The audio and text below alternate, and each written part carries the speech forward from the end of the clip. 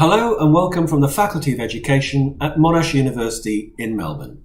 My name is Viv Ellis and I'm Dean of the Faculty. I would like to acknowledge the lands over which we all meet today and recognise that sovereignty was never ceded. As a migrant to these lands, that's important for me to say. I would specifically like to acknowledge that the communities of the Kulin Nation are the ongoing custodians of the land on which Monash University now stands, and we pay our respects through our research, teaching and learning to their elders and to their past, present and future communities. A very warm welcome to everyone who's live streaming this event on YouTube, the second in our series of global critical conversations from the Monash Faculty of Education. Drawing on leading international experts, as well as our partners here in Victoria and our own Monash education researchers, we want these critical conversations to stimulate a global dialogue about issues of central importance to education professionals and the wider public now during the coronavirus pandemic, but also well into the future. And we've timed this series to maximise local, national, Asia-Pacific and global participation with the opportunity for questions and discussion with each panel. And it's great to see so many of you registered to live stream, as well as even more requesting access to the recording of this event that will be available in the next few days. The Global Critical Conversation series focuses on key questions arising from our faculty's research agenda, with its overarching theme of fostering fair and sustainable futures. There are 5 sub-themes that integrate the research strengths across our faculty, bringing together researchers from education, counselling and psychology. These sub-themes are Reimagining educational leadership, transforming teaching and learning, shaping digital futures, educating for diversity and inclusion, and enhancing health and well-being. Each event in the series will speak to one or more of these research priorities, and for this, our second conversation, our theme is Reimagining health education. And now it's my pleasure to introduce Virginia Trioli, Australian journalist, author and broadcaster, and our facilitator for this Global Critical Conversations series.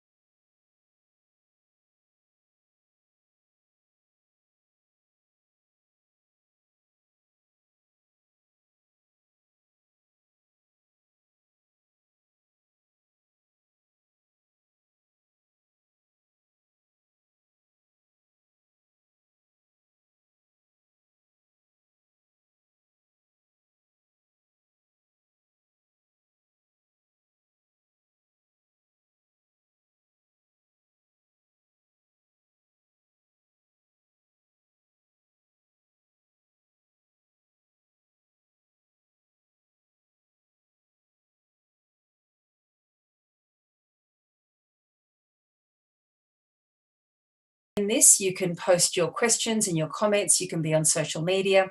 The hashtag is hashtag Global Critical Conversations and also hashtag Health Ed and hashtag Research in Action. And please tag in at Monash Education if you're using Twitter. Please log into the YouTube comments and chat facility. You'll need to be logged into YouTube in order to do this.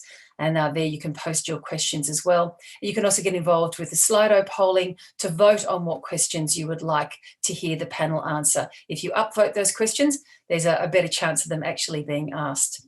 So the panel tonight is a very interesting mix and not one that you might see together around a table too commonly, often especially where health education is concerned, because our participants today come from the fields of education, anthropology, sociology, public health, medicine, dietetics, and nutrition. And they're all here to discuss health education and the challenge of reimagining it, and why indeed it needs reimagining.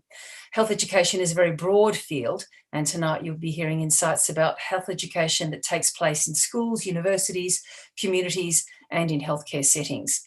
It'll also, of course, include reflections about what we need to do to better prepare a health education workforce that's capable of changing our current approach to health education, including teachers, dietitians, health promoters, doctors, and more. So I'll introduce the panelists to you right now, and let me just tell you a little bit about them as I introduce them. And as I do introduce, they'll turn on their videos. You can see them. They'll wave to you so you can clock who they all are. So Professor Jacinta Elston joins you, the Pro Vice-Chancellor Indigenous at Monash University. She's an Aboriginal woman from Townsville in North Queensland and is the inaugural Pro Vice-Chancellor Indigenous at Monash. She's the current chair of Cancer Australia's leadership group on Aboriginal and Torres Strait Islander cancer control. Jacinta, great to have you on board. Nice to see you there.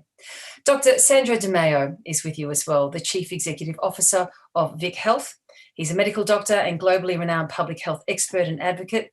He previously worked for the World Health Organization and was CEO of the EAT Foundation. He co-hosts the ABC TV and Netflix show Ask the Doctor. Sandro, good to see you there.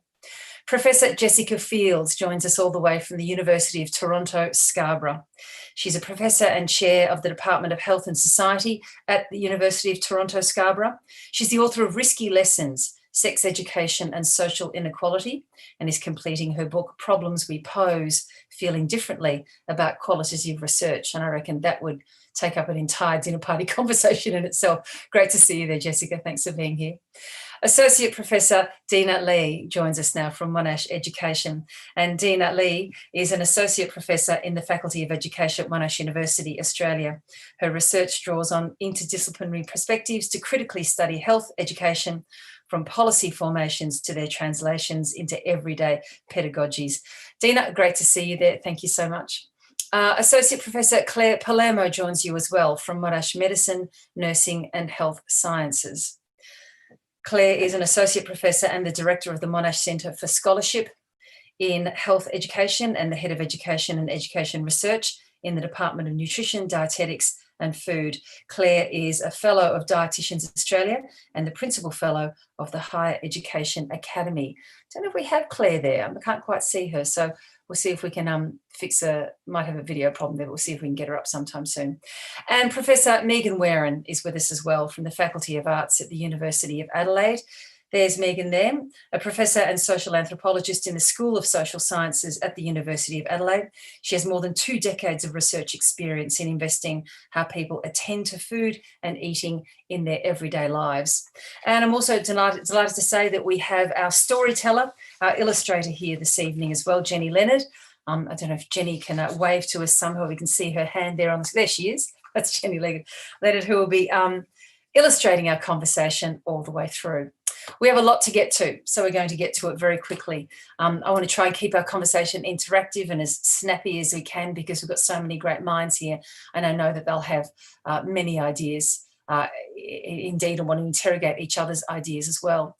So look, let's interrogate the premise of our conversation today, which is what are the current major challenges facing health education? And Jacinta, I'll start with you. Thanks, Virginia. Look, for me, I think one of the problems is that the term is really broad and it's used by a lot of different groups, different stakeholders, from health service providers to advocacy groups to schools. And so it's a broad term. If I took a literal kind of connection of schools and education and health, I'd have to say that I think one of the biggest challenges for us is that a lot of the focus of current health education curriculum in schools is about healthy lifestyles, behaviours. And whilst that sets kids up for a lifelong great health, great life, in fact, one of the biggest challenges for them is to get to the age of 35. And to do that, they need to survive all of the issues around youth suicide, mental health, violence, accidents. They're the big things that impact on a young person making it into their mid-30s. And so before all of those healthy lifestyle things come up, they have to get past those years. That would be the big challenge. A basic survivability thing you're describing there, Jacinta. Sandro? Thanks, Virginia. I think there are a range of big challenges facing health education today. I mean, everything about health education has changed fundamentally in the last 10 years. If you think back 10 years ago, we lived in a pre-Instagram world. Now in the last 12 months, who would have thought 12 months ago we'd be living the way we are and where we are today? So, you know, how we're communicating and through health education has fundamentally changed. How we communicate, you know, how we frame messages, how we speak to a new generation with very different priorities and a very different lived experience. You know, who we're communicating to. I think communicating across sectors and really translating messages is still a huge challenge. We still speak in these echo chambers, although sometimes they're international or even global. They're still echo chambers, and on what platforms has fundamentally changed as well. How we're communicating, you know. It's changing at an accelerating rate, and just simply trying to keep up or even understand what the platforms are where information is now being consumed, let alone how to master them or even include them in health education, continues to be a massive challenge. Yeah, that takes us straight to the territory also of misinformation, which I think we really should, you know, talk about today as well, because you're climbing a mountain in that regard. It just separate to the whole idea of actually properly educating. That bad education seems to be central as well. Professor Fields, can I turn to you? What would you say are the major challenges? Thanks for the invitation to be here in Melbourne from Toronto. I think that one of the challenges is that health education is both a site of intervention, a way to promote well-being in our communities among young people, but it's also been a place in which people's lives have been surveilled, in which violence has happened against communities. So if we think about LGBTQ health, for example, it's been a place in which young people have encountered a health education in the schools that's actually shut down possibilities for them, that suggested that their life is not a life that the school wants them to pursue, and that they can count on having protection, and that they can be accounted for in any system of justice. So on the one hand, we need health education, and yet we have to contend with the history of health education as sometimes itself an act of violence against communities. So how do we do this? How do we both harness the important potential of health education and still wrestle with the history of the enterprise? Yeah, that's a really good observation. Dina, can I turn to you? Sure. I'm going to talk specifically about school-based health education, and I want to just flag two potential challenges. And I'd be really interested for those who are watching who work alongside school health education or actually teach health education to be able to put up what they think the major challenges are into the chat, and hopefully come back to them in a little bit. But the two major challenges I'd like to talk about is the marginalisation of health education in schools, and it's doubly marginalised. It's marginalised in the subject area of health and physical education, and within health and physical education, it's marginalised again. So what we see is that, and particularly in primary schools, we see that very little health education is actually delivered to primary school students. The case isn't so bad in secondary schools, but certainly it's still marginalised. And this isn't just the case in Australia, it's certainly the case internationally. So whoever I talk to, usually the conversation is about how health education is marginalised in schools, but also in teacher education. And it seems to be getting worse in teacher education, largely due to some of the reforms that teacher education has undergone. And the second challenge, I actually think, and I think Sandro mentioned it, is the divide between the education sector and the health sector. And we really do need to work harder to make sure that both education and health are at the table when we're thinking about school-based health education and developing resources and programs for school health education. And that education's just not a setting for health promotion. It has its own needs and priorities that need to be addressed. Palermo, I'll ask you to join in, and all of the speakers, leave yourself on unmute. You don't need to mute yourselves, and then we'll move along much more snappily. Just don't, rattle your jewellery too loudly while someone else is speaking. Claire. Thanks, Virginia. For me, I guess as a dietitian educator and a researcher in how we prepare all the other healthcare professionals for practice, for me, the biggest challenge is transforming our health professions education curriculum to actually meet the community needs. So much of what we do in health professions education is a little bit historical, what was kind of done to us as we went through the realms of being prepared as dietitians or doctors or nurses. And unfortunately, our curriculum in health education in the university sector is not able to adapt to community needs as quickly as it really needs to. So we're lagging behind the preparation that's required of healthcare professionals to really do the job they're needed to do in the community. So that's what I think is the biggest challenge. That'll be a very good one to get into. Megan Warren, can I turn to you?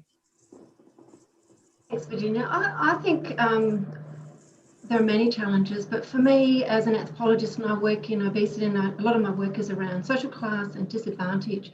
So one of the key challenges is actually getting the social determinants of health and health inequities onto the political agenda.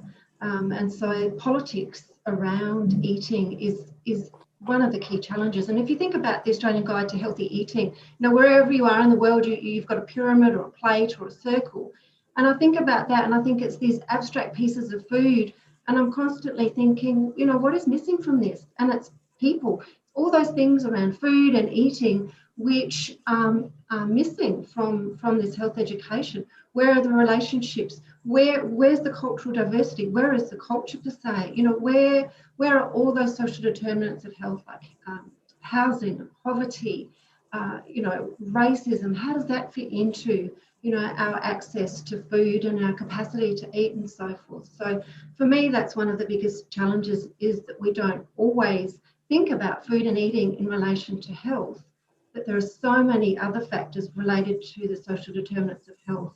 And I think that's one of the key challenges about getting that onto the plate. Yeah.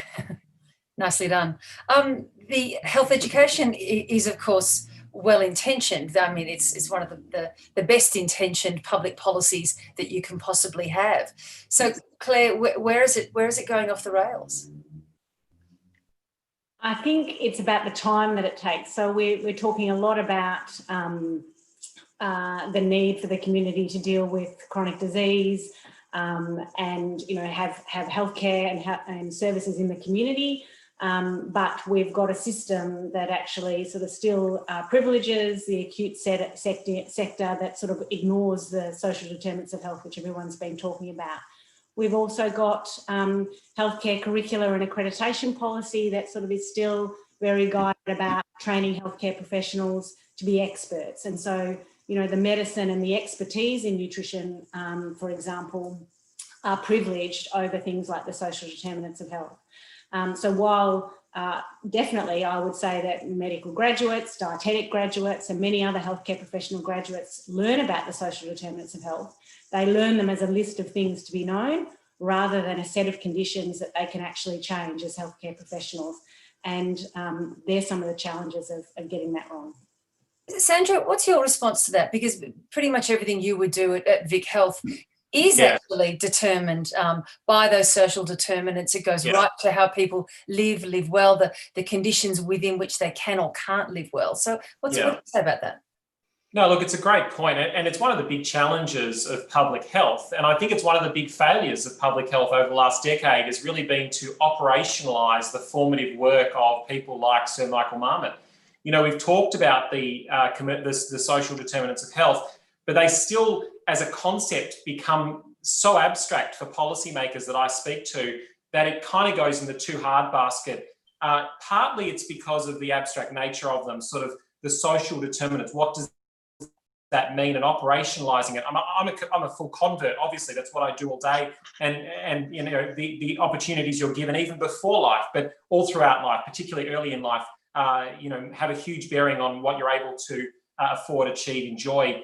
But partly it's the sort of the nebulous still nature of the social determinants. But it's also one of the challenges of health, that health is really, health is an outcome, it's not a cause. Many of the solutions to our big public health challenges lie in policy, and many of them lie actually in social policies outside of the sphere, the understanding and the influence of health itself. And that might be housing policy, or it might be employment policy. We're looking at the moment about going back to a world where we think it's acceptable for people to live on $40 a day. That is a health issue, and yet it doesn't often make it into health discussions, and certainly into the sphere and influence of health decision makers and advocates. So, it is about, for Vic Health, one of our big challenges is that we do need to take that very wide net. We need to work across sectors, and you do need to work, in a space where very often you're so upstream that people can question, well, why are you working in this space? Why do you have a strong stance on social safety net policy, for example? Well, because ultimately that is what influences the health of populations. That is the operationalisation of the social determinants of health. Jessica, I think you worry that the focus on good intentions can actually be a bit of a distraction. Yeah, I think that I would like to agree that everyone enters health education with good intentions, and yet we have these unintended consequences that concern us. So I'd like to turn our attention to those unintended consequences as a field, as a profession. How can we not get stuck on reassuring ourselves and others that we are good people, but instead wonder how, even though we're good people, things are happening as a result of or despite the work that we're doing, and how can we interrupt that? And I actually think that the conversation about social determinants is an opportunity to do that, because we can think about how health education is in fact part of the relationships that helps to contribute to health outcomes, that the care providers, that the students in our classes can not only learn about the social determinants external to them, but how they are part of the social network that helps to contribute to these social determinants and helps to determine people's health outcomes. That's in one way to help them become less abstract and more a point of intervention. Megan, what do you think? I think there's such a focus on behavioural approaches to. Megan, we've got a lot of feedback from your microphone. I don't know if anything's changed since you last. Sorry, no, nothing's changed at my end. Okay, Luke, let me know what you'd like me to do, but keep going, Megan.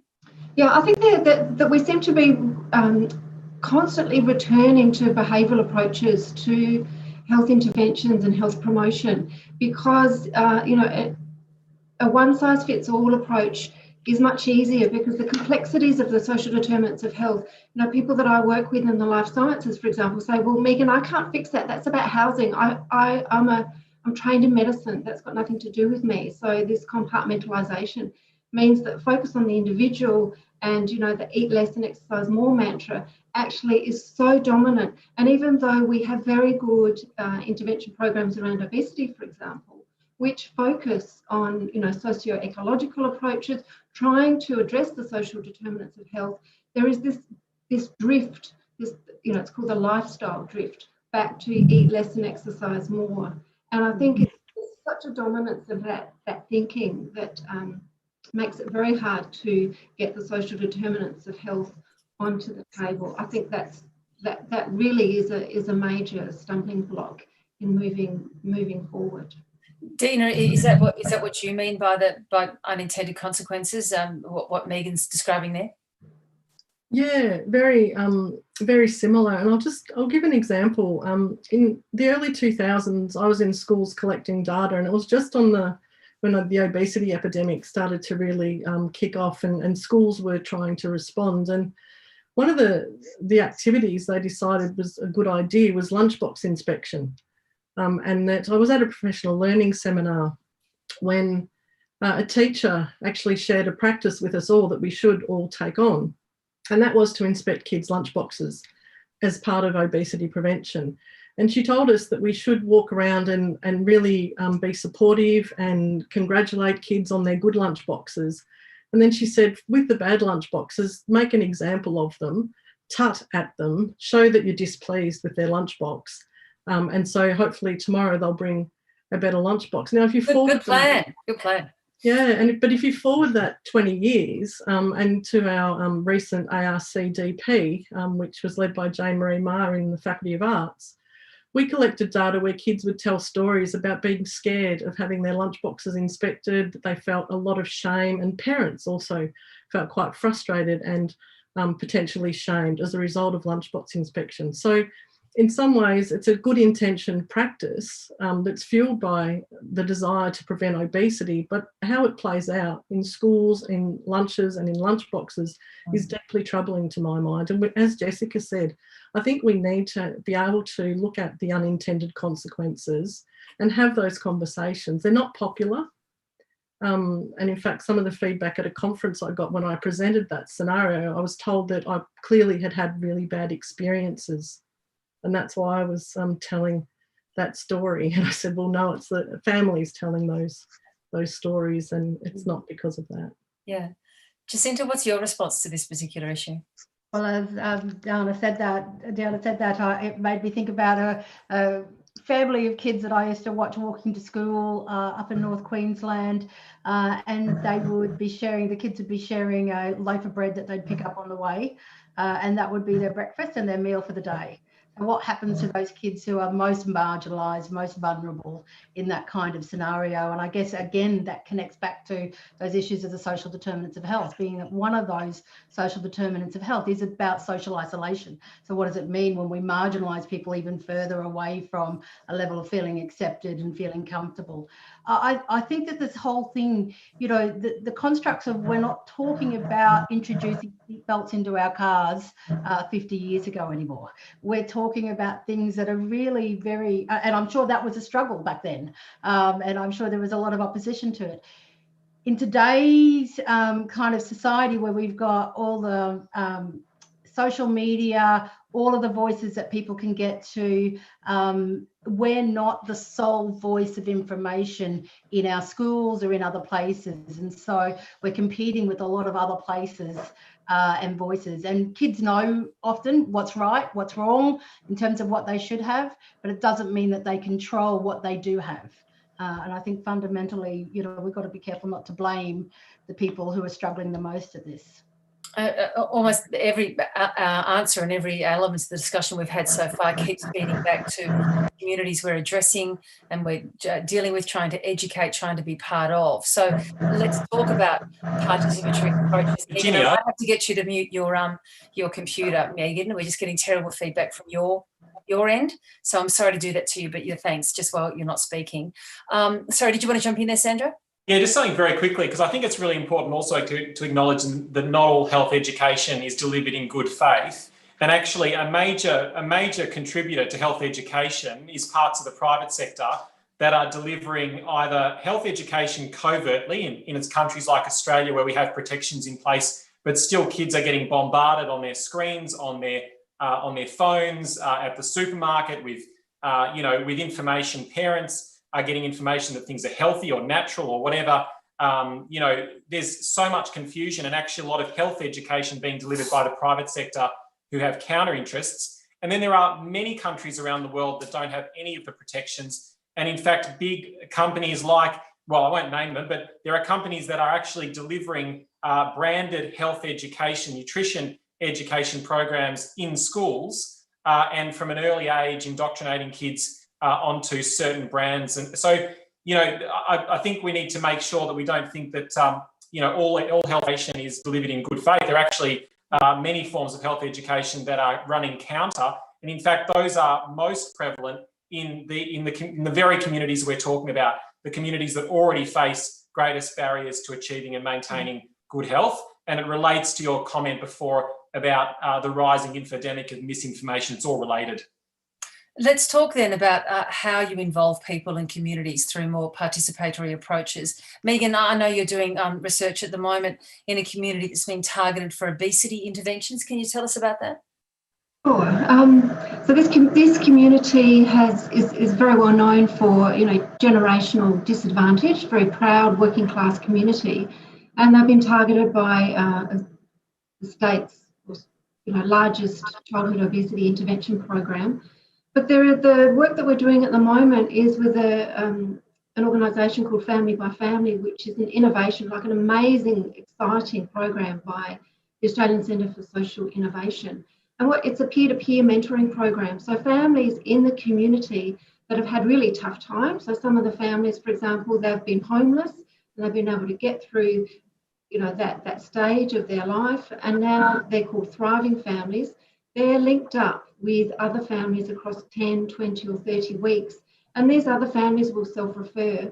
And Family by Family, they don't specifically deal with obesity or food, they deal with anything which might prevent a crisis in the community, but certainly food and eating, stress, poverty, underemployment, mental health, domestic violence, all of these issues, precarious housing, all of these issues come up, and of course they all impact on, you know, people's families' capacity to eat, let alone to eat well.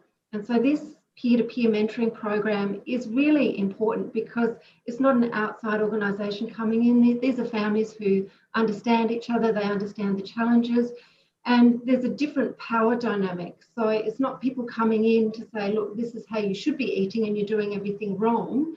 And for families, and in particular for mothers, to feel like they're constantly failing, so that power dynamic has shifted, and that makes such an important change in allowing people to set their own goals and make very small changes. And there isn't that fear about child protection, about outsiders coming in to make observations, to police you, if you like, and report back to the authorities about how you're living. So a lot of that fear is taken away. It's an incredibly supportive, wraparound care. I call it radical care because it's about collective care in the community, about the community sharing really creative ideas about how to actually make small changes in households and families. And it's very empowering. That's an incredibly positive experience that you described there. Claire, in your experience, where does it work well, where does it not? I think a voice that's been unheard in the preparation of healthcare professionals particularly is that of the community. We're talking a lot about, you know, preparing healthcare professional graduates to be client-centred in their approach, but yet there's very little in their training that allows that client voice to come through. We've got better at things like simulation, where we actually allow the simulated patient to give feedback on how the preparing graduate has performed from that patient or that client's perspective. But I think it's a voice that needs to be included much more in assessment of healthcare professionals, and certainly opportunities in shaping perhaps where we're training healthcare professionals. So what would the community say in terms of where should healthcare professional students be doing their work integrated learning placements? You know, should it be in schools? Should it be in community settings, and in addition to or instead of the traditional settings of hospitals and ambulatory care and kind of rehabilitation services where traditionally training's happened. So the community, I think, would say something different about where we should be preparing our graduates, and it's a voice we need to hear stronger. Dina, what do you think? I think I'm working on I'm not thinking I'm working on a project. I am working on a project with Vic Health at the moment around kids co-designing healthy places, which really puts kids at the centre of understanding their neighbourhood, how social and physical environments actually contribute to health. So we're actually teaching kids about the social determinants of health. And asking them for their ideas about how to improve their local neighbourhoods, and ideally bringing them into conversation with decision makers such as local councils who will action those changes. And to me, if I think about reimagining health education, kids' voices have to be a part of that conversation, and they have to be a part of the reimagination, and so do the social determinants of health. But I think we need to also just be careful. It's not the panacea to everything, that we need to just look and see whose voices are being heard, and heard the most. And there's some work to do around that, I think, in relation to participatory approaches generally. Yeah, I have to say I'm immediately, I get a little suspicious because I hear that a lot in the seat that I occupy as a journalist working and using current affairs every single day, having these discussions with all of your organisations. I hear this, we have to hear the voices, we have to include the voices. In the end, it just ends up sounding like lip service to me. Is there actually a constructive, meaningful way, Jacinta, to achieve that? Of course, voice in Indigenous Australia right now is a huge issue. Yes, it is. The debate around the voice and whether or not a voice in Parliament can be established here in Australia. Look, I think one of the best examples that we have in Australia of participatory sort of action in health leadership, health education, comes from the Aboriginal community controlled health service sector. Aboriginal medical service sector established in the sort of mid 60s here in Victoria, in fact, out of the work of the Aboriginal Advancement League, where Aboriginal mob was sort of standing up for themselves, saying, we need action, we need to be able to do things for ourselves. And we've seen this whole network of Aboriginal medical service established across the country to, I think, something like 165 of these type of organisations, and the flow on out to childcare agencies, legal aid services, and those kind of things. We can see the impact of those programs and what they have done for Aboriginal communities in terms of not just having a voice and a place and a platform for advocacy, but also in the design and delivery of services for their community. As recently as this year, we've seen through the COVID pandemic, the Aboriginal community controlled organisations being very fast to move on what it is that we needed in our communities in order to be able to avoid the sort of tragedies that we saw through the Spanish flu pandemic in 1914, where Aboriginal communities were very much burdened with the issues of that pandemic. In contrast, a recent article out of the Lancet shows us that the response out of the community controlled sector, the decision to advocate for locking down remote Aboriginal communities, doing all of those sorts of things, has meant that we've seen very few cases of COVID in the Aboriginal community here in Australia. In contrast, we've seen, of course, in North America, our colleagues, our First Nation colleagues, very much struggling with COVID.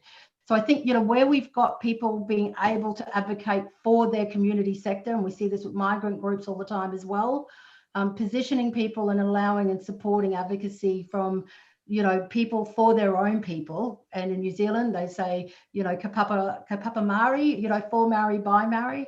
I mean, this is just fundamentally important for all people. I think that all sectors of society benefit from it. Jessica, can you give us your perspective from where you are? Yeah, I teach at the University of Toronto and at the Scarborough campus, which is a campus located in a suburb outside of the urban core of Toronto.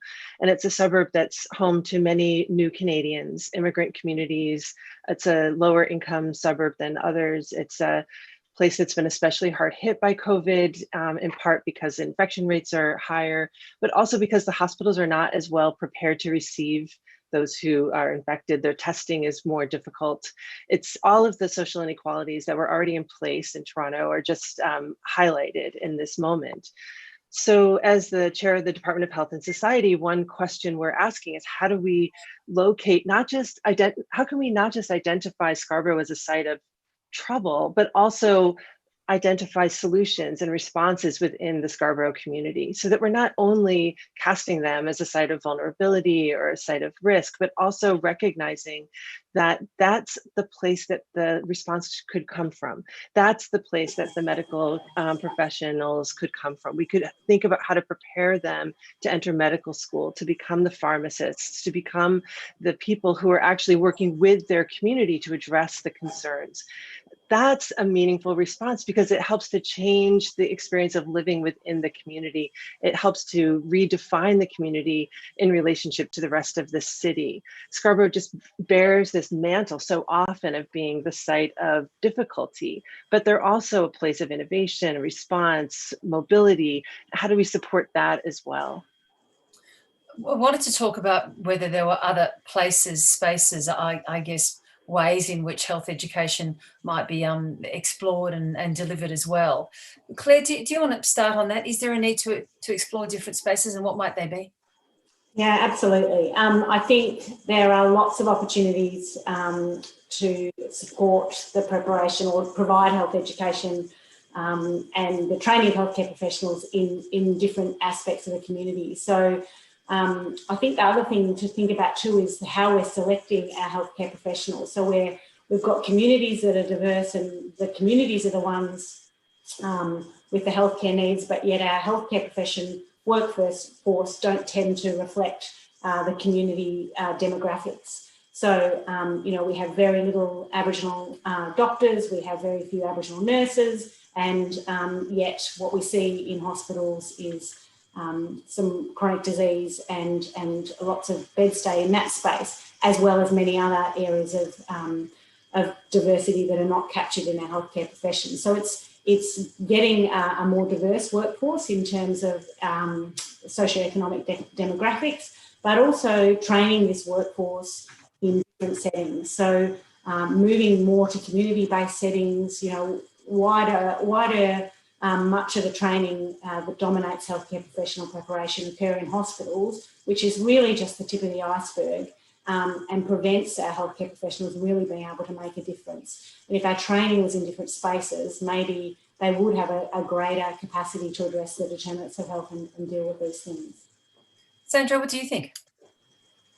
Yeah, I think I would agree with that. And I think we have to look at the pandemic and the enormous disruption that it's caused. We have to now try and find, as the dust settles, ways of, seeking out the silver linings of more decentralized workforces. You were just talking before about sort of community engagement, co-design being often lip service. And I think, how in the recovery, in the rebuild, as we reimagine our future as a state, as a country, big questions are being asked. And I think education and educators and the health sector and the health sector educators, I think, have to have a really critical central role, because health is going to be, really fundamental to achieving sustainable development, to achieving a recovery path that is actually more equitable and more sustainable and more healthy than the 2019 we departed from. So I think, it's been an incredibly difficult year,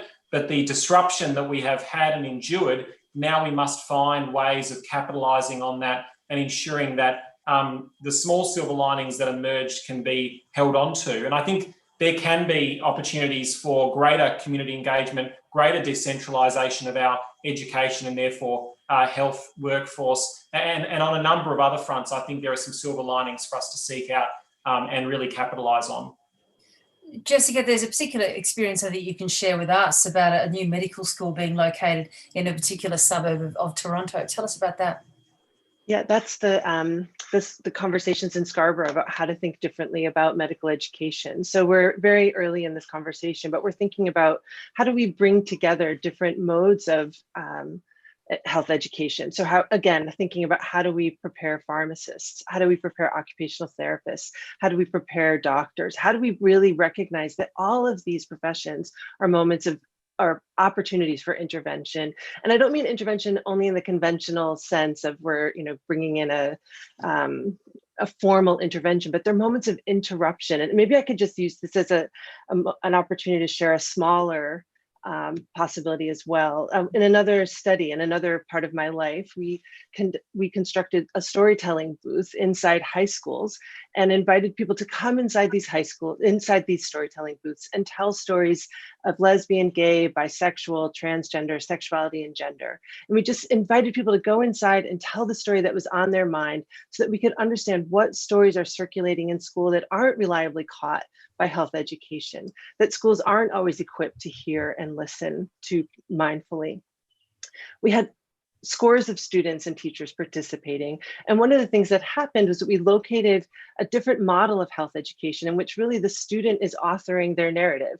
The student is saying, this is what this thing that the school is worried about, queerness, LGBTQ sexuality, sexual expression, this is what it means for me. And sometimes it's about risk, sometimes it's about harassment or violence, but sometimes it's about possibility. Sometimes it's about love, sometimes it's about friendship, sometimes it's really quite ordinary and boring.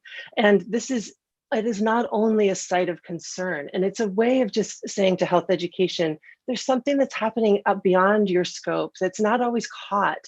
And how might we, one, learn how to respond to the things we're not catching, but also how might we also allow those things to not be caught?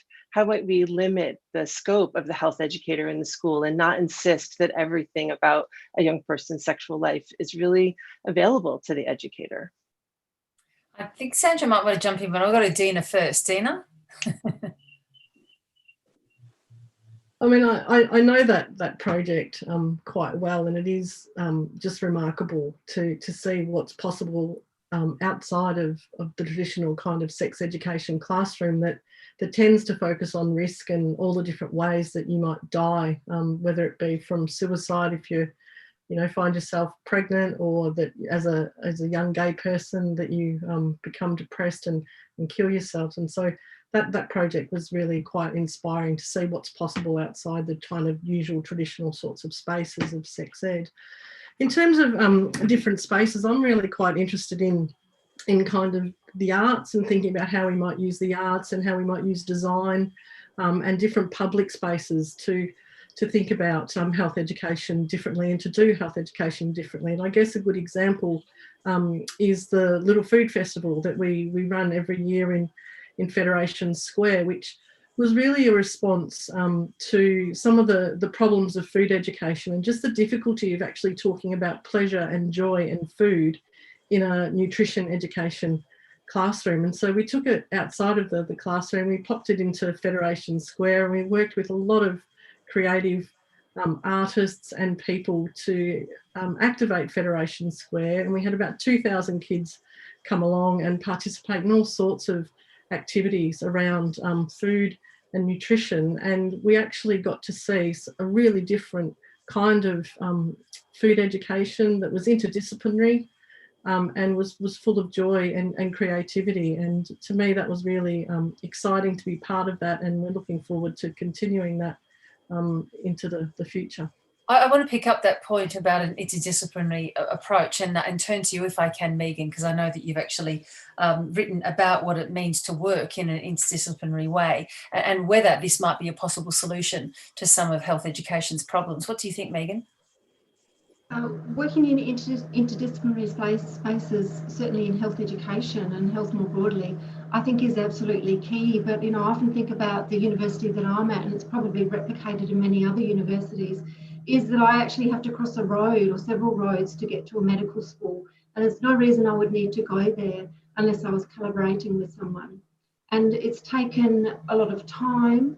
It's very challenging because we often speak quite different languages.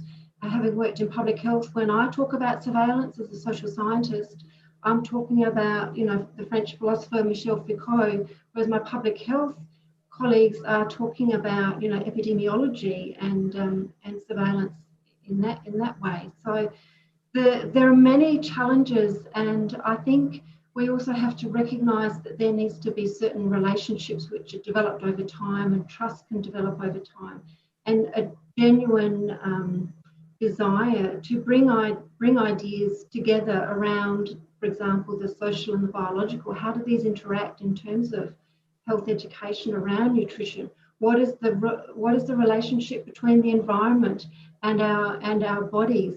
How does epigenetics, for example, fit into these types of thinking? So the challenges, I think, are great.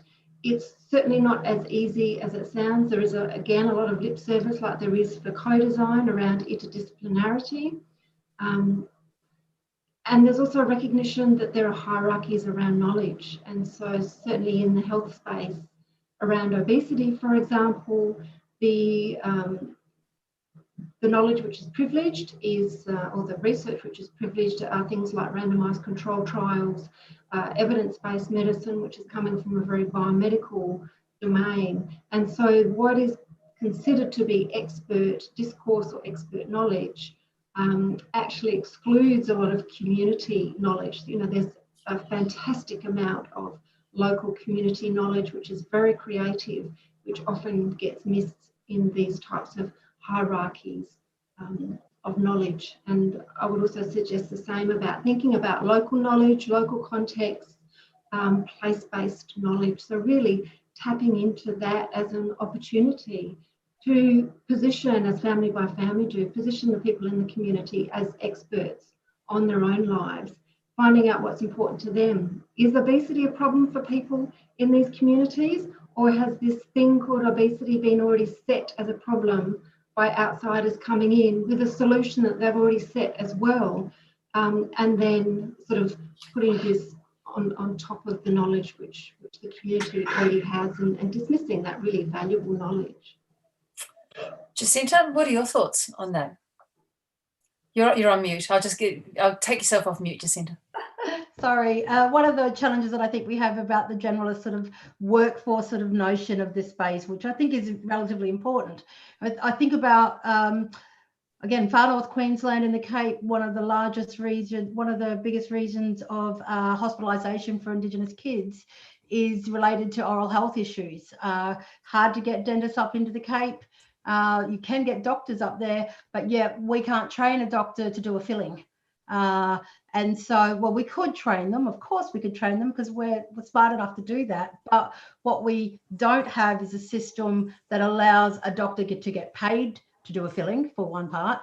And secondly, we've got a lot of professional barriers to sharing those kind of roles that would make sense. And so I guess, one of the issues that I think we have to do is really unpack what would it mean if we put community first and thought about what they needed in our systems, in our services, and then we, work backwards to say, okay, well, who's the best in our workforce to deliver that? How do we get maybe more dental students out into schools to do work with, providing health education to kids? Those sorts of things become really difficult when we've got siloed approaches to health service delivery and a lot of protection of patches. I think that, is hard. How do schools navigate that space then? Sandra, is there any particular experience from Vic Health that you can bring to a discussion of a multidisciplinary approach? Well, I think the theme that I'm hearing again and again is one of power, and it's how do we relinquish power, whether it's between sectors, between professionals, or even between sort of experts in the community or different types of expert.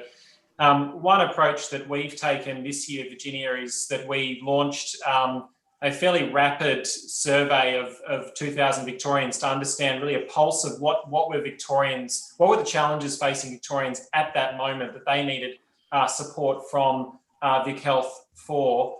It came up with a series of challenges. Some we knew, some we were quite surprised by, or at least by the severity of them or the populations that they were worst affecting. We were then able to form a panel, a group of 15 young people from across Victoria who worked with us to develop one of our largest grant rounds. In fact, the largest grant round in the history of Vic Health, more than $4 million. And then not only to design it and roll out that grant round, which was focused on a big part of the survey population, the focus of which was 0 to 25s, but also we put them in the driving seat of deciding where that money went. So we had them not just on the assessment panel, they chaired the assessment panel with a group of then, other types of experts, and decided where a large part of that $4 million then went. Of course, it was about having diverse young people, so, different sectors in the form of different parts of Victoria, different communities represented. We did that through a partner, the Youth Affairs Council and a few other youth agencies. But the outcome has meant that money is flowing to community-based, community-led, community-owned organisations that speak to what young people want right now. It was really about power. It was about handing over power, relinquishing power, and saying, well, at the end of the day, if we want to really support Victoria's young people at this critical time, we need to let them make the decisions, which is not always an easy thing to do, particularly for doctors like myself or people in positions of privilege and power. But it's critical to, overcoming those intersectoral barriers for sure. I want to move on to discuss just how well placed we might be to realise new ambitions for health education and the role of the workforce in that, the kind of workforce that we need and the best way to develop that workforce and support it. Claire, can I turn to you first of all? Do you have any thoughts on that? Yeah, I guess focusing on the health profession workforce, I think it comes back to preparing them to understand the determinants of health again, and again, not as just a list of facts or a list of things, but actually so they can actually address them, so that they actually realise that when they are addressing poverty or access to transport or social exclusion, they're actually going to have a difference on the health outcome they're trying to influence. And there's much, work happening in this space. I'm not saying it's not happening at all, but I think the emphasis, the power needs to shift to strategies to support that, rather than the specialty expertise that I think that we're seeing. And I think in terms of that, we might see an exchange going on in the community. So if we're giving healthcare professionals and giving them experiences in communities where they're actually adding value or contributing to a service or a system or a project or some work that community actually wants done, you're getting the dual benefit of not only teaching the students so many things that they will value into their future healthcare careers, but also giving something to that community that they may not necessarily have had capacity to actually do themselves or address themselves, but getting a win-win situation. I guess really, before we get to any of this, Jessica, the real issue to be addressed is just to get acknowledged that there is a need for a new kind of workforce. And I don't know if you necessarily get universal agreement on that. Yeah, I think that's a really good point. I think I don't know that there's universal agreement. And I think that, at least in North America, this is a path for many students to professional identities, to social mobility. And there's a lot of investment in conventional ways of thinking about expertise and status. And we have to respect that, right? Especially as we sit in our positions and hold our degrees and have the authority that we do. I think that's part of why interdisciplinarity is so important and why it does need to move beyond lip service. And because it is actually a call into relationship. It's a call into an understanding that all knowledge is incomplete, all knowledge is inadequate, and that it's really about the conversations among experts, whether they're located in universities, schools, secondary schools, communities, elsewhere, that really it's through that conversation coming from different disciplinary perspectives and fields that we can come to a better understanding of how best to support people's health and well-being. Jacinta, what do you think? I think we're really locked into traditional structures, traditional systems. And I think one of the biggest challenges is, we need to be able to be willing to be radical, to think outside of the box. What would it mean for us in a university context to deconstruct our faculties and to say, okay, well, if we're really serious about, I see my colleagues all laughing at me as I say this, but if we were serious about it, then it means we actually have to deconstruct the interprofessional groups that we teach students in. That means that we have to deconstruct the teaching groups that we put academics into. These require big systems changes. They also require legislative sort of levers and government levers to be able to support it. It is a big picture piece. And I guess that's what I'd say as being, the biggest challenge for us is, where are we going to get the lever that's going to say, we want to radically change the way that we approach this in our society? Who's going to lead that charge? That's, I think, the biggest challenge that we've got. Tina, would you like to defend your faculty? Oh, I should, shouldn't I? Not necessarily. I'm their friend. Look, I think certainly my work is interdisciplinary. And when you introduced me, I think that you did say that I use interdisciplinary perspectives, which means I'm engaged with conversations across faculties at Monash. And I really do appreciate the opportunity to work with colleagues from different disciplines. I think in thinking about the workforce and thinking about interdisciplinarity, I just want to talk a little bit about school health education, if I can, which relates to teacher education, because we talk in teacher education about the value of working in cross-curriculum ways. And yet in teacher education, we don't do it ourselves. There are a few units where we actually model interdisciplinary approaches, but on the whole, we're really stuck into our silos and our curriculum areas, and we're trying to do it more. So conversations with STEM educators, conversations with humanities, particularly important for health. But often in schools, when we talk about cross-curricular or interdisciplinary approaches, it's kind of thrown up as a solution to the problem of marginalisation. And so rather than thinking about what does interdisciplinarity offer the study of health, it's more often thought about in terms of how can it actually get us more curriculum time. And there's a danger in that, because people say, for example, the idea of teaching about obesity through maths is seen to be a reasonable thing, because you're working with data, you're working with numbers, the BMI, etc. You graph it, you look at nutrient intake, its percentage, lots of opportunities.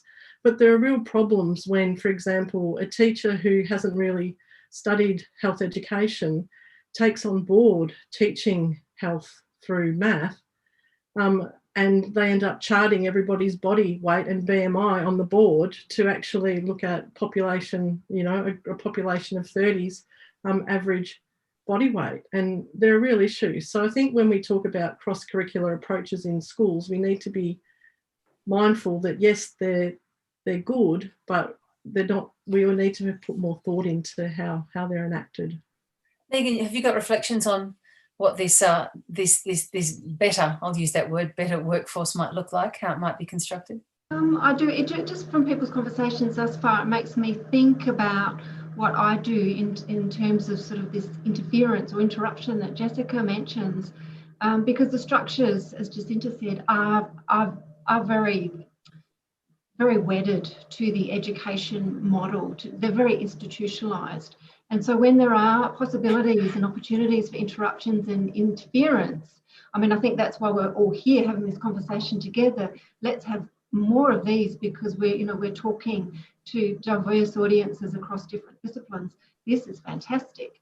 But I often use my ethnographic data when I'm talking, for example, say to med students or public health students, to demonstrate, to enable them to think a little bit differently. So in a public health intervention around obesity in South Australia, there was this, this great idea to encourage kids to scoot to school or bike, ride their bike to school, great public health initiative. But when you actually talk to kids at the schools, and these are kids who live in quite significant disadvantage, they say, there's no way I would be seen dead scooting to school or riding a bike to school. For them, the coolest thing, the most cultural capital, if you like, is actually to turn up in a really loud, hotted up car that their big brother or dad is driving. They're living in a community where Holden is so much part of their working class identity. So, to ride a bike or scoot to school is really uncool. So these sorts of stories about thinking about good intentions, good health intervention, health promotion intentions, which actually have very different resonances and experiences for people. And it's the same thing about, this very dominant idea that being thin equals healthy. Again, in this community, people told us that being thin actually was a mark of being unwell. People would think you were either severely unwell if you were thin, that you were a meth head or a speed freak. And in fact, to have a little bit of fatness, particularly when times are tough, enables you to get through from pay to pay, from one meal per day to the next day. So actually thinking differently about some of the things, many of the things which we just take for granted through, our own education and what we're teaching others, I think is an opportunity to actually allow us to rethink some of those core values and very common taken for granted assumptions. We've got lots of terrific questions coming in, and I'll go to those in a moment. But Sandra, I wondered if you wanted to jump in here on this.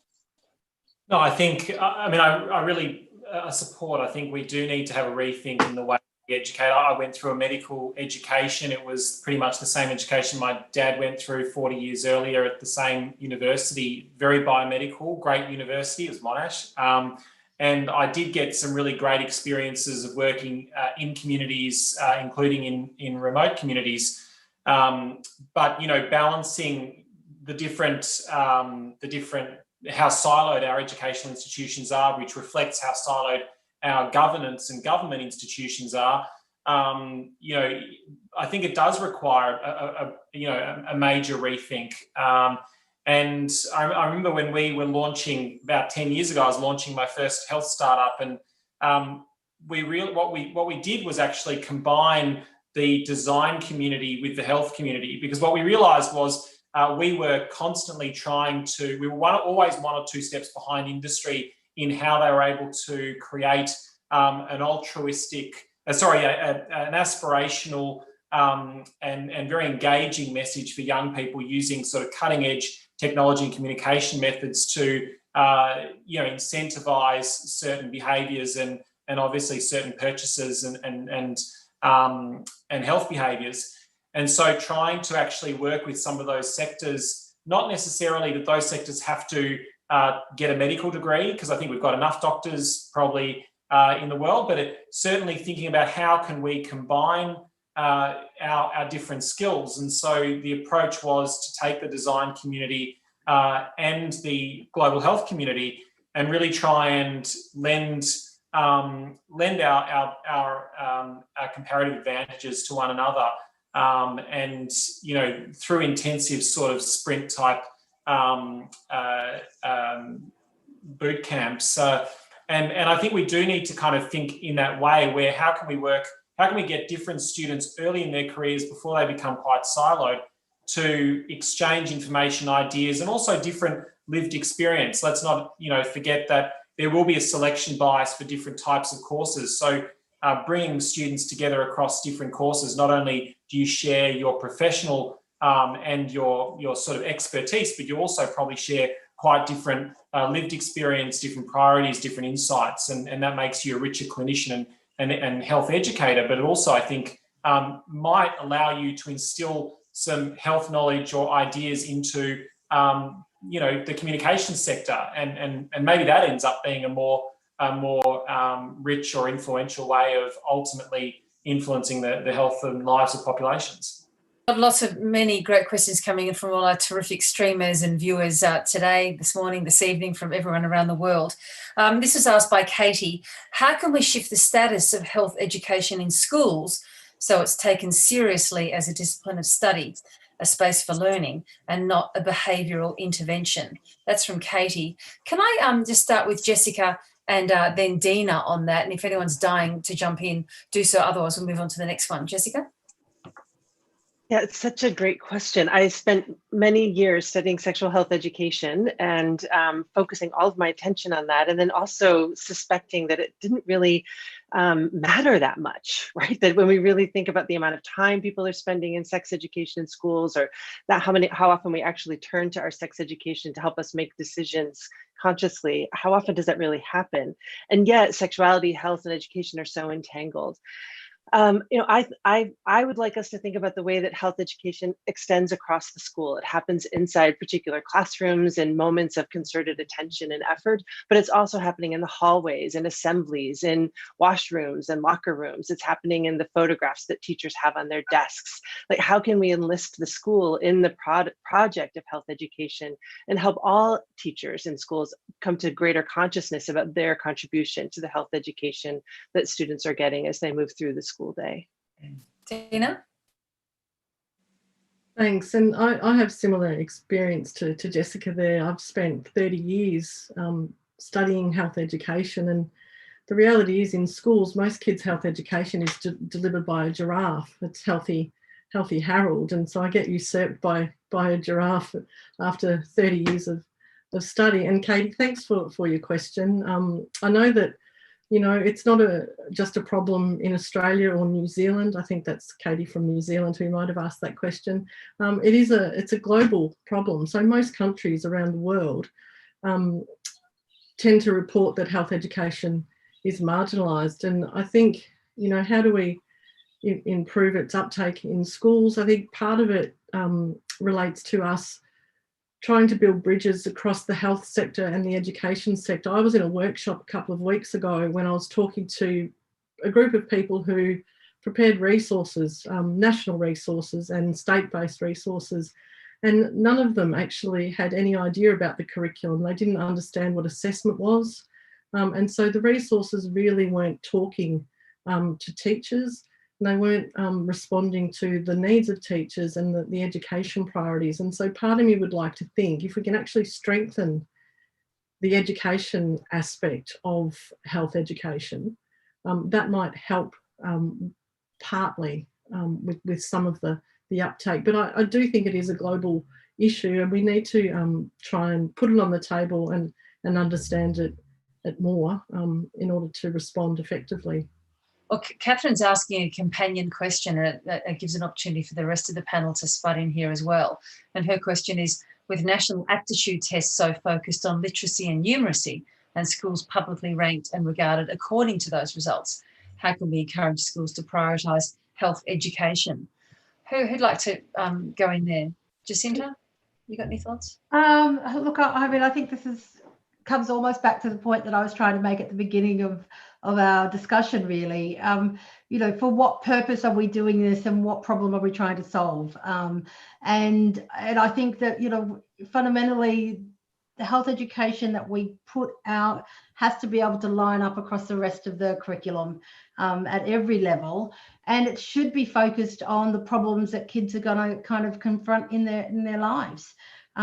The literacy, the drivers, I see this as well in other areas where the KPIs and the drivers that government would have us measuring don't necessarily always add up to being the things that are going to impact the most on individuals and their well-being and their outcomes. An example of that again might be, Indigenous kids in the out-of-home care system. That's actually probably going to make one of the biggest impact to Indigenous kids in terms of their health and well-being in their adult life. Yet, their literacy and numeracy tests, there'll be indicators, of course, of disadvantage and isolation. But, we're just we're measuring the wrong things in terms of what we're trying to do. We're focused on the wrong things. I think there's a lot to be said for getting better alignment between what it is that we're looking for in terms of outcomes of kids coming out of school and what it is that we're putting in while they're there. Can I add a comment there? Absolutely. I completely agree about this, this mandate to measure, certainly around obesity. The measurements in the BMI, everyone knows, clinicians included, that these are, there are limits to these. These are very rudimentary. But certainly in the fieldwork which I do and the ethnographic work which I do with colleagues, the things which are important to families and community are not weight related. It's actually about education, not as information. It's not about thinking about people as these sort of empty vessels to be filled up with information as if somehow they're ignorant. It's actually, for these families, it's about the skills, education as skill and education as practice. And through that, they're sharing their vulnerabilities together. It's not a weakness, it's actually a strength that they tap into, sharing this knowledge, sharing these skills, sharing these practices in how to cook and how to eat and how to actually socialise around food in households and families and in community. So it's actually rethinking our concepts of education from a top-down model of the information which we already have, which we come into these spaces, and actually going out into the world, thinking about education as it's continually unfolding through these social relationships and skills and practices and the development of confidence. Claire? Yeah, as you're talking, I'm thinking about that we need to dismantle the whole privilege that we have around certain knowledges. So we do privilege, as has been said, certain kinds of sciences, let's say. So I think we have an opportunity to reconsider that. And there was something else, but it's gone. So it's over to someone else. That's all right. Can I jump in, Virginia? Yeah, sure.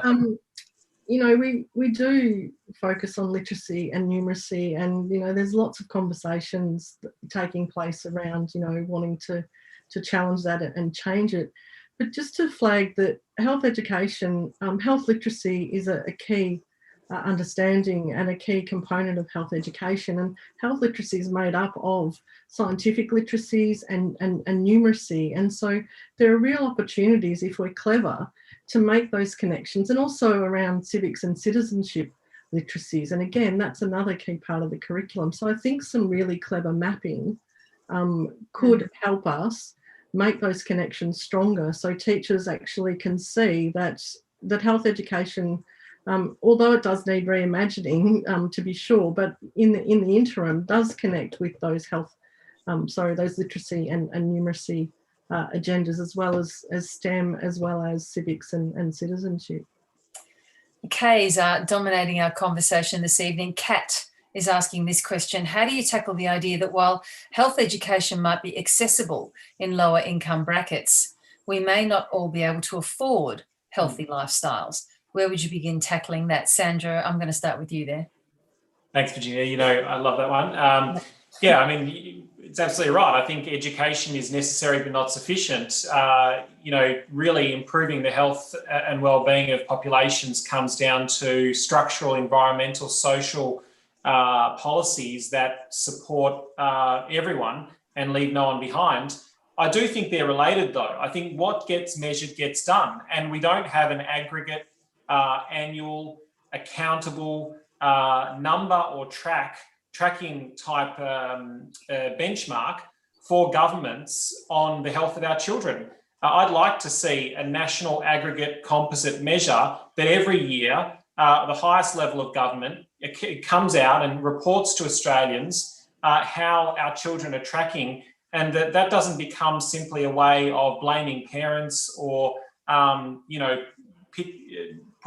pushing certain communities against other subpopulations within Australia and further politicising health and the social determinants of health. But actually it becomes an opportunity to have a conversation as a nation, to set some ambitious targets and then to hold governments accountable in achieving them. Because the question is absolutely right. What really is going to solve the major health challenges facing Australian children is ambitious, a comprehensive and responsible policy from federal government. Claire, you want to jump in there? Oh, you put me on the spot now. Sorry. No. Listening to Sandra, it's fine. I think, I completely agree. I think in terms of the translation of that to, my field in preparing graduates for what needs to be done, I think there are certainly developmental needs we need to do in terms of preparing them to think about education, think about the school system and how they might work and intersect with that in supporting different policies and different actions in terms of intervention. But I think the question goes to a really interesting disconnect that I'm sure goes on in every country. And Jessica, I might turn to you here, which is that the policy is all very well, but the lived experience on the ground, the reality of people being able to use and apply that policy given their own socioeconomic background, that's where the disconnect can often be, yes? Yeah, I think that's true. And I think that notion of lived experience, which might be another one of those terms that we throw around a bit loosely these days, but I do think that one thing that strikes me about the students, the undergraduate students in the Department of Health and Society, is that they come to study health because it's a way to respond to the inequalities and injustices that they recognize in their communities. So they recognize that asthma rates are higher, or they recognize that there's greater food insecurity, or they understand that there's violence within homes, and they want to respond to those inequalities because they feel them as part of their lived experience on their bodies. They see them, the traces of those inequalities on other bodies.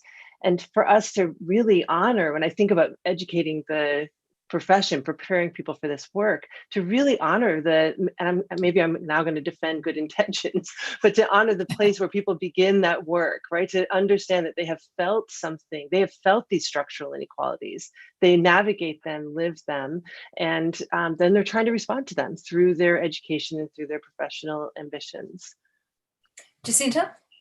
I think this is part of the issue of public policy and whether or not it lines up to our core kind of problems. So, we've we've had the situation here in Australia with COVID where we've had JobKeeper payments go up, and we've seen the benefit that that has had for people who've been at the margins of society in terms of poverty, and now faced with that reduction of that, they're having to, you know, contemplate what it's going to be like to go back to a greater level of poverty than what they've, and not even poverty, just a greater level of struggle than what they've been able to have in the last couple of months.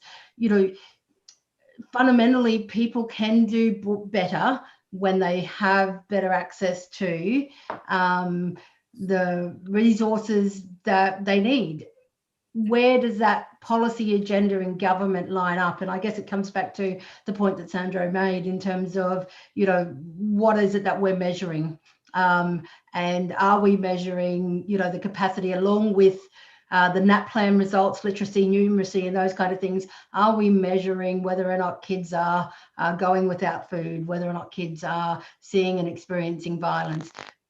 Our policy agenda doesn't quite line up to the things that are really going to make a great difference to us, because if our politicians can't align, you know, where they're delivering policy programs and funding to what our need is versus the traditional sort of spaces that we've been putting it, I think we'll continue to struggle.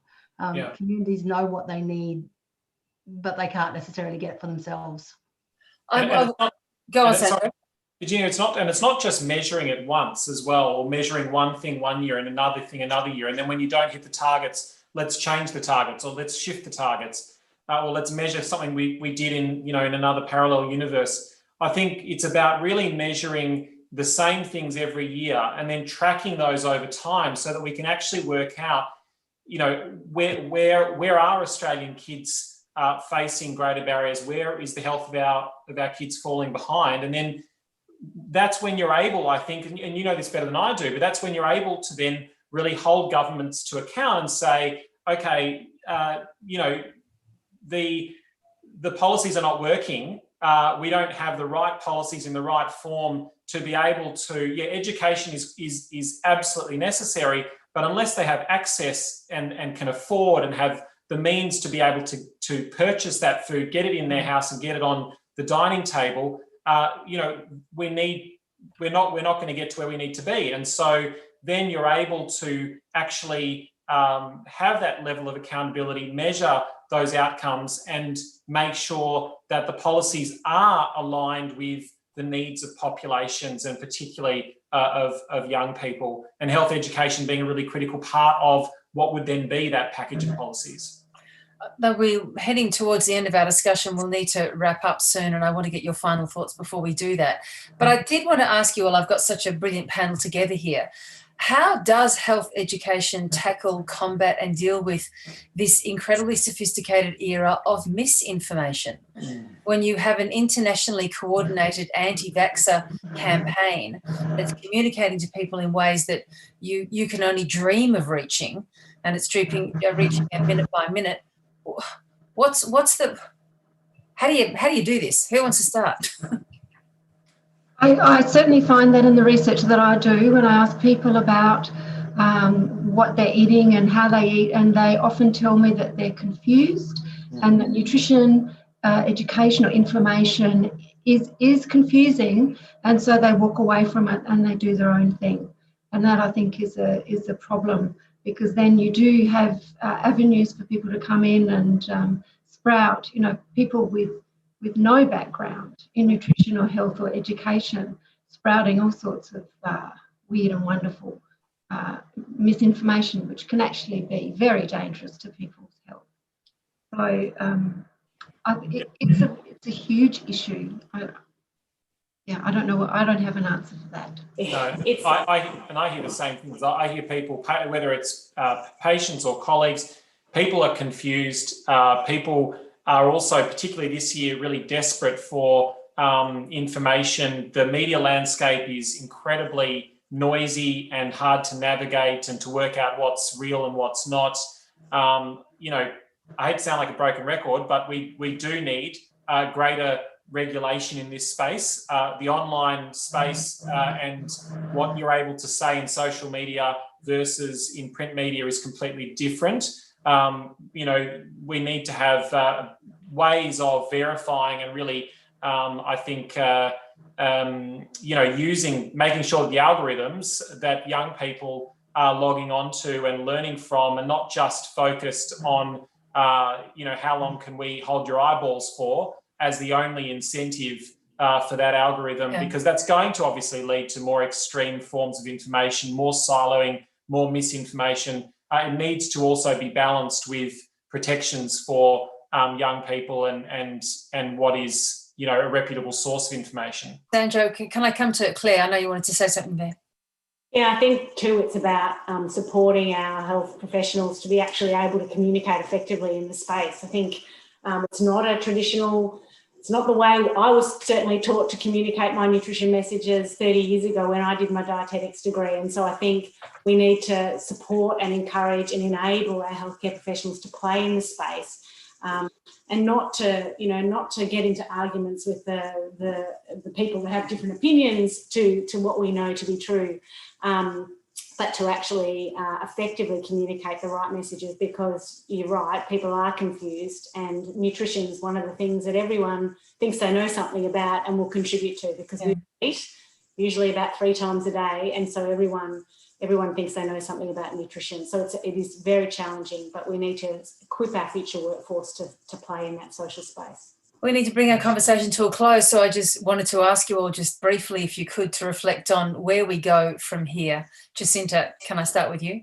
I think the issue of data technologies, data science and data protection for us in the future will be really huge. And, we're seeing our online spaces become taken over by, the internet that just sort of starts to feed us information. I think we need to get smarter at figuring out how those things are feeding us and what we're getting fed with. Jessica?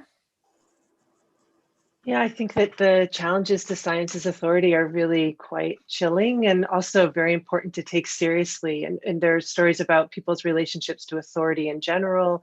There are stories about people's relationship to institutions. So even as we regulate them, I also want to listen carefully to the stories that people are telling about feeling disenfranchised, and how can we both hold up the authority of science and recognize how clearly crucial it is for us to navigate these difficult moments we find ourselves in, but not dismiss the other concerns about people feeling left behind by systems of authority and expertise. Dina? Oh, it's a hard question to answer. I think I was thinking about the conversation around, that critical capacity of young people and how do we build that critical capacity of young people, and many already have it. And how can we spend time in health education, developing those critical health literacies to be able to make sense of information, etc. But one of the challenges is that at the Australian curriculum level, sociology was taken out as a discipline, as one of the disciplines that inform health and physical education. And I think it's really difficult to kind of cultivate those critical health literacies without sociology as a discipline to draw on. If you think about the politics of sociology in the country at the moment, and more broadly, it's fairly unpopular with certain groups of people. And so in some ways what we need in health education is what people are actually rallying against. So there are real issues around how do we actually move forward with helping kids develop critical health literacies, while sociology is just being demonised left, right and centre. Well, Sandra? mainly Sorry, Sandra, where do we go from here? Well, I think certainly the issue of the infodemic of fake information is a big challenge that we need to address. I think the way that climate change has gone now to become such a toxic and politicised discussion, many of our major health issues are moving very quickly in that same direction. And I think we need to tackle that issue head on in the ways that we've discussed tonight. And I echo the words of Jessica in particular, because otherwise we'll end up with a conversation ender rather than the beginning of a really important conversation about the health of Australians, and particularly young Australians. Claire?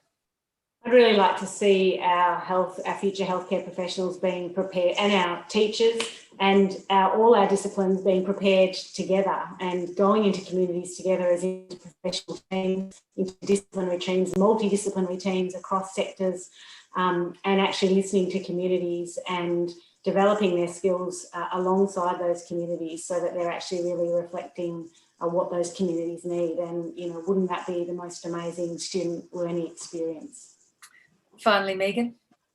I'd like to turn attention to policy making, because we do know that policy making, the research that we do as academics actually doesn't make it into policy. And so that is an issue. So I would like to focus on leadership and political will at government's level, and in terms of policy making, of actually making these changes and working in different ways, reimagining some of those relationships that we as academics and researchers and community members and so forth have with our policymakers, because I think they are key. It's been wonderful spending time with all of you today. A fantastic conversation. I can tell from the quality of the comments and the questions that are coming through. So thank you everyone for being here. Will you please, in your virtual distance way, thank our wonderful panel this evening, Jacinta Elston, Sandra DeMeo, Jessica Fields, Deanna Lee, Professor Claire Palermo and Megan Ware, and thank you to everyone for participating.